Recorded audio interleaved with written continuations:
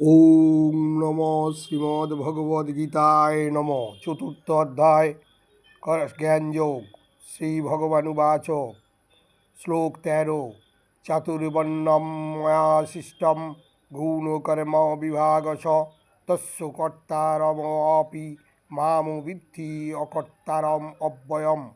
অর্থাৎ পরমেশ্বর ভগবান শ্রীকৃষ্ণ বললেন, প্রকৃতির তিনটি গুণ ও কর্ম অনুসারে আমি মানব সমাজে চারটি বর্ণ বিভাগ সৃষ্টি করেছি। আমি এই প্রথার স্রষ্টা হলেও আমাকে অকর্তা ও অব্যয় বলে জানবে। শ্লোক 14। ন মাম কর্মাণি নিষ্পন্তি ন মে কর্মফলে স্পৃহা ইতি মাম য অভিজানাতি কর্মভি ন সবদ্ধতে। অর্থাৎ কোনো কর্মই আমাকে প্রভাবিত করতে পারে না এবং আমিও কোনো কর্মফলের আকাঙ্ক্ষা করি না। আমার এই তত্ত্ব যিনি জানেন তিনিও কখনো সকাজ কর্মের বন্ধনে আবদ্ধ হন না।